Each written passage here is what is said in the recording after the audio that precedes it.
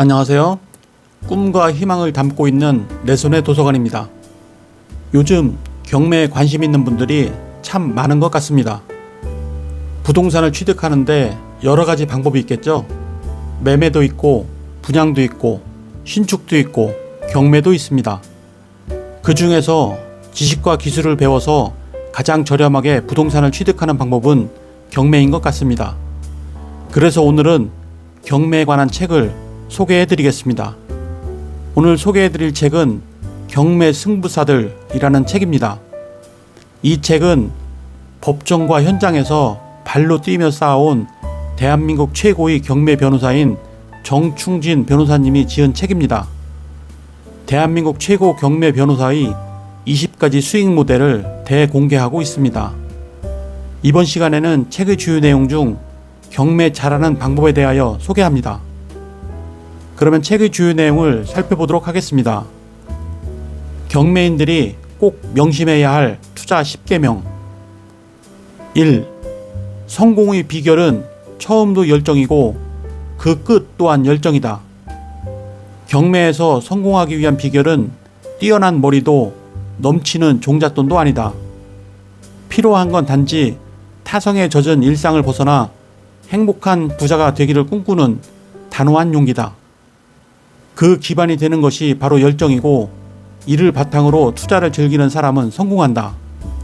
행복한 부자가 되기 위한 첫걸음은 내 안에 자고 있는 열정을 흔연히 깨우는 일이다. 2. 꿈은 꾸는 것이 아니라 이루는 것이다. 꿈 없는 인생처럼 무기력한 삶도 없다. 꿈꾸는 것만으로도 생활에 활력이 솟고 삶에 윤기가 돈다. 꿈 없는 세상에서 꿈을 꾸는 것만으로도 이미 절반은 성공한 셈이다. 그러나 꿈꾸는 것만으로는 행복한 부자가 될 수 없다. 꿈은 꾸는 것이 아니라 이루는 것이니까. 행복한 부자가 되기로 마음먹었다면 용기 있게 실행하라. 막연한 꿈을 세세하게 구체화하라.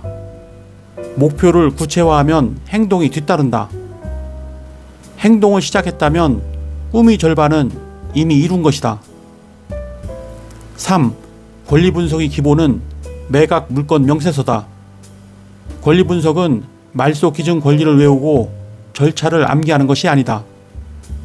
법원에서 제공하는 매각 물건 명세서를 믿고 신뢰하는 작업이 바로 권리 분석이다.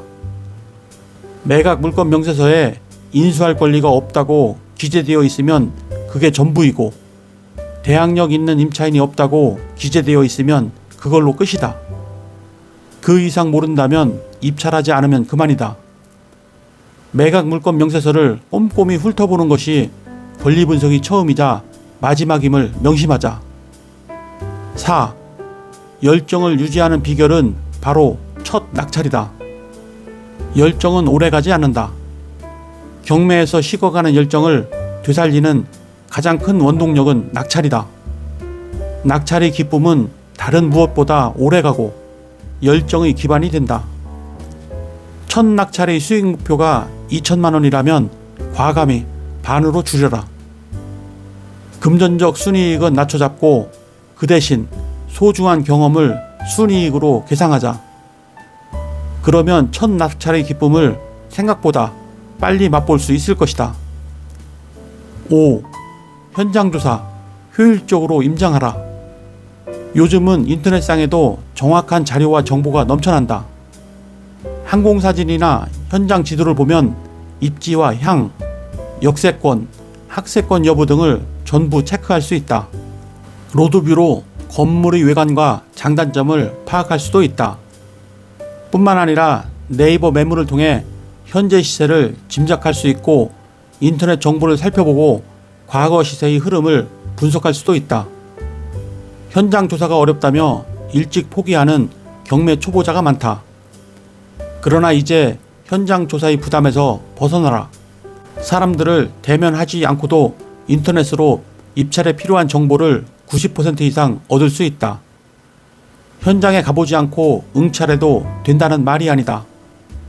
시간이 부족하다면 인터넷을 적극 활용하여 효율적으로 임장하라는 말이다. 6. 명도가 어렵다는 부담을 떨쳐버려라. 사람은 저마다 장기가 있고 재주가 다르다. 차분히 앉아 권리 분석을 즐기는 사람이 있는가 하면 현장에 나가 정보 수집이 체질인 사람이 있다. 명도가 죽기보다 싫은 사람이 있는가 하면 사람들을 만나 설득하고 다독여서 결국 자기 편으로 만드는데 보람을 느끼는 사람도 있다. 명도는 경매의 일부지만 반드시 본인이 직접 해야 하는 건 아니다. 인터넷 카페나 동호회에서 만난 네트워크를 잘 활용하여 도움을 받거나 정 안 되면 수수료를 주고 전문가에게 맡기면 된다. 7. 절대 조급해 하지 마라. 공부가 길어지고 패찰이 잦아지면 조급해진다. 이런 조급증이 실수를 유발하고 경매 사고를 부른다. 서너 번 이상 연속으로 패찰하는 것은 시장이 과열된 탓도 아니오 본인이 운이 없어서도 아니다. 욕심이 너무 과하거나 두려움을 벗어나지 못했기 때문이다. 수익률을 너무 높게 잡아 패찰이 잦은 건 아닌지, 사람들이 몰리는 인기 매물에만 집착하지는 않는지 합리적으로 반성해보자. 세상의 모든 물건은 마음만 먹으면 100% 다 낙찰받을 수 있다는 자신감을 갖자. 곧 생애 첫 낙찰의 꿈 같은 순간이 찾아올 것이다. 8. 특수 물건의 경우 차근차근 단계를 밟아라. 특수 물건은 수익성이 좋은 반면에 원금이 장기간 묶이고 스트레스가 많다는 단점이 있다. 어떨 때는 일반 물건의 수익률이 더 좋을 때도 있다. 특수 물건이 빛을 발하는 시기는 매물이 많고 경쟁은 적은 침체기다. 부동산 흐름을 판단하고 가치를 분석하는 공부에 집중하며 일반 물건부터 차근차근 단계를 밟아 올라가라. 경험을 쌓다 보면 스트레스 없이 특수 물건의 장점만을 즐길 날이 분명히 찾아올 것이다. 9. 평생의 멘토나 동료를 만들어라. 요즘은 인터넷 카페도 많고 스터디 모임 같은 동호회도 많다. 거기서 도움을 받을 수 있는 든든한 멘토를 만나거나 평생 함께 할 수 있는 동반자를 만들자. 혼자 가면 빨리 갈 수 있지만 외롭고 고단한 여정이 되기 쉽다. 함께 가면 더디 가지만 서로 격려하고 응원하며 더 멀리 갈 수 있다. 필요할 때 서로 도움을 주고받으며 함께 간다면 즐기면서 멀리 갈 수 있을 것이다. 카페에서도 그간 좋은 동료를 만나 오랫도록 즐겁게 경매하는 이들을 많이 보았다. 10. 과감히 떠날 준비를 하라. 사람마다 경매를 시작하는 이유는 제각각이다. 이유야 어떻든 원하는 목표를 일정 부분 달성하면 경매계를 떠나겠다는 다부진 각오도 미리 해두자. 돈만을 쫓기에는 시간이 너무 아깝지 않은가. 경매로 부자 되는 나만의 방법 만들기. 자신만의 방법으로 경매하라. 종잣돈 3천만 원은 조금만 노력하면 어떻게든 마련할 수 있는 돈이다. 꾸준히 검색하고 조사하여 전세금 이하로 낙찰받을 수 있는 물건을 찾아내고 낙찰받은 뒤 최고 한도까지 대출받아 월세로 임차하면 투자금을 묶어두지 않고 얼마든지 여러 물건을 낙찰받을 수 있다. 이는 전세 가격이 높고 금리가 낮은 시기에 효율적인 방법이다. 매매가 활발한 시기라면 낙찰받은 즉시 매각해 종잣돈을 늘리는 방법도 있다. 물건을 매입하는 방식도 반드시 경매에 국한할 필요는 없다. 전세값 비율이 높은 지역에서 투자금을 회수 최소화하는 방식으로 갭 투자에 나설 수도 있다. 권리 분석 방법. 권리 분석, 매각 물건 명세서가 다 해준다. 경매를 진행할 때 법원에서는 안전성을 담보하기 위해 입찰 참여자들에게 매각 물건 명세서라는 것을 공지한다. 이것은 경매 대상 물건에 위험 요소가 있으면 알려주고 그 위험 명세를 상세히 안내해주는 법원 서류다. 이 매각 물건 명세서 분석이야말로 경매 공부의 시작이요 끝이다. 입찰자가 인수해야 할 권리 종류는 크게 등기부상 권리와 임차인 보증금의 두 종류로 나뉜다. 먼저 등기부상 권리 분석부터 해보자. 기존에 배운 방법대로 한다면 먼저 등기부를 펼쳐놓고 권리들을 시간 순으로 나열한다. 그런 다음 그 중에서 말소 기준 권리를 찾아내고 말소 기준 권리보다 선순위로 설정된 권리가 있는지 확인하여 인수 여부를 판단한다. 그러나 이런 방식은 너무 번거롭고 어렵다. 법이 예정한 방법도 아닌데다 사람들이 실수가 개입될 여지가 있어서 위험하기도 하다. 등기부상 권리분석에서 해야 할 유일한 작업은 매각 물건 명세서에서 중간쯤에 기재된 등기된 부동산에 관한 권리 또는 가처분으로서 매각으로 그 효력이 소멸되지 않는 것이라고 쓰인 란이 비어있는지 채워져 있는지 확인하는 것뿐이다. 비어있으면 등기부상 권리들은 낙찰과 동시에 전부 말소되어 낙찰자에게 깔끔하게 이전된다. 혹시라도 그 란에 선순위 가등기든 가처분이든 기재되어 있으면 그 권리는 말소가 안 되므로 조심해야 한다. 해당 란이 비어있으면 등기부상 권리에는 아무런 문제가 없다. 만약 당신이 매각 물건 명세서를 믿고 입찰했는데 돌연 생각지도 못한 인수 권리가 등장한다면 겁먹지 말고 매각 물건 명세서 기재의 흠을 들어 매각 불허가 신청을 하면 된다. 반대로 매각 물건 명세서에 인수해야 할 권리가 기재되어 있었는데 입찰자 본인이 말소될 권리라고 판단하여 입찰했다면 매각 불허가 신청조차 할 수 없다. 법원은 모든 것을 매각 물건 명세서를 기준으로 판단하기 때문이다. 그러니 아무 실익도 없고 위험하기만 한 말소 기준 권리나 기타 권리 분석 이론을 외울 시간에 경매 대상물이 가치가 있는지 수익성이 있는지 등 실제 수익에 도움이 되는 공부를 해라.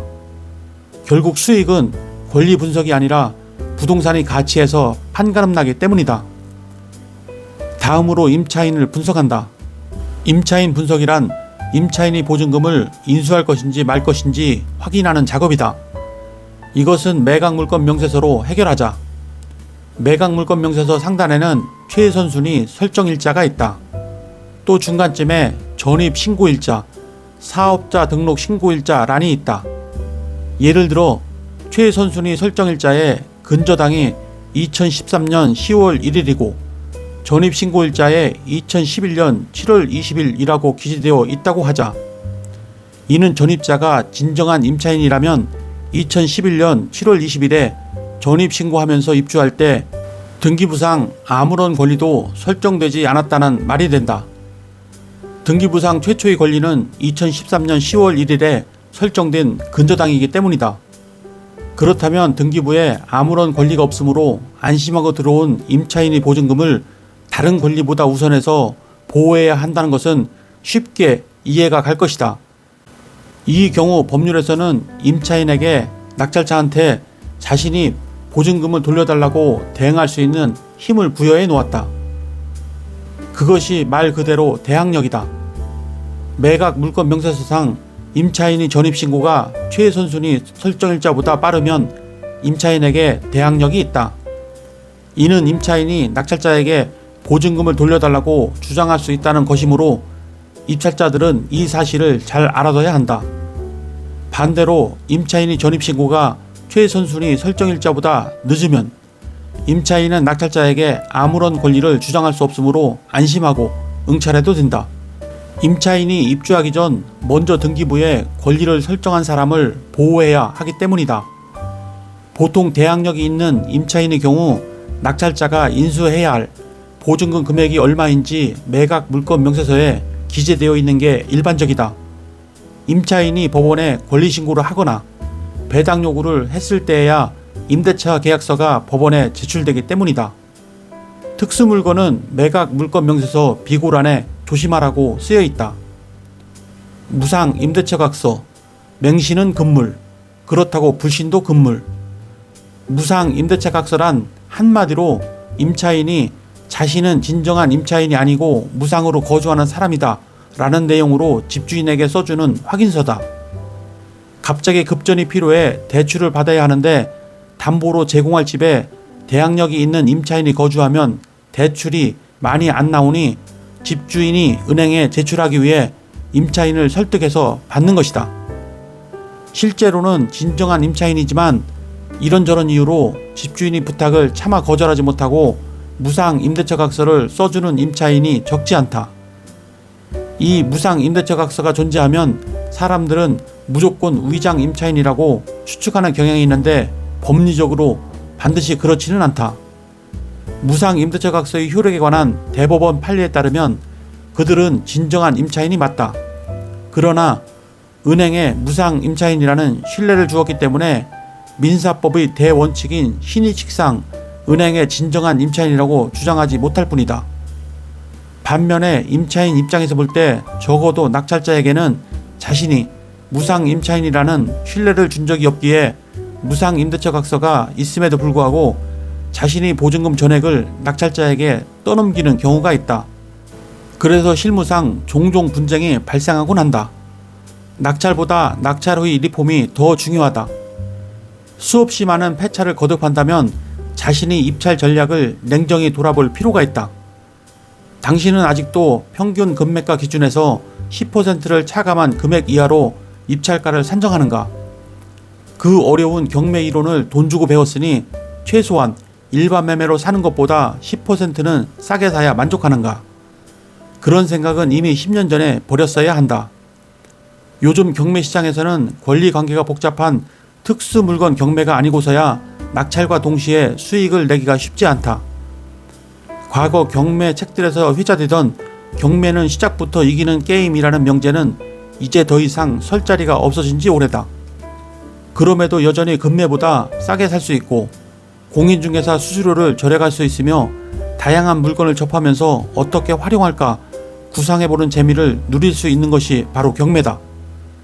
특히 낙찰을 통한 수익이 아니라 인테리어나 간단한 리노베이션을 통한 가치 증대 및 낙찰 물건이 다양한 용도 활용은 경매의 매력을 배가시킨다. 네, 이상으로 책의 주요 내용을 살펴보았고요. 오늘은 경매 승부사들이라는 책에서 경매 잘하는 방법으로 경매인들이 꼭 명심해야 할 투자 10계명, 경매로 부자되는 나만의 방법 만들기, 그리고 각종 권리 분석 방법들을 소개해드렸습니다.